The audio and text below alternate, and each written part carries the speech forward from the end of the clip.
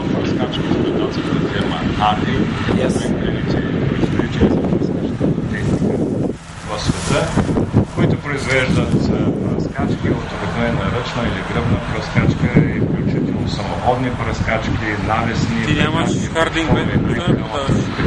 разкачка с обем на резервуара от 8800 литра. Заводи Hardy, в принцип датска фирма, има в Дания, в Съединените щати, в Австралия и в Испания.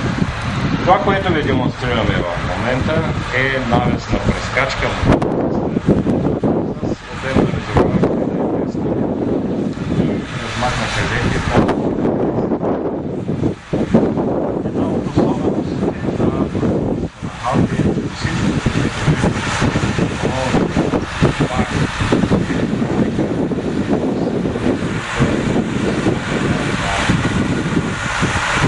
в тази демонстрация искам най-вече да наблегна на който е изобретен 25 години от Hardy на връщането с въздушна субвенция.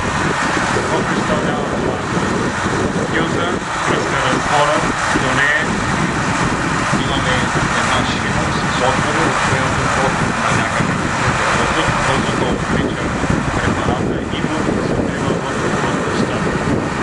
Каква е ролята на тази? Знаете, че при връскането всъщност най-големият резултат да се справя това е отряване с този въздух от някъде, така да го кажем. Всъщност ние намаляме до огромна степен отвяването на разтвора.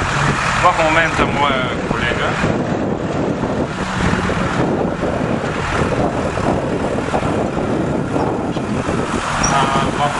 колегата нарочно спря. В момента виждате въздуха не е включен. Виждате отвяване, в момента имаме слаб вятър.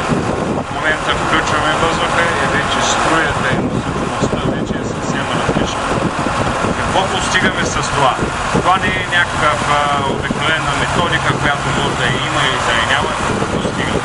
Тъй като намаляме с 60 до 80% отвяване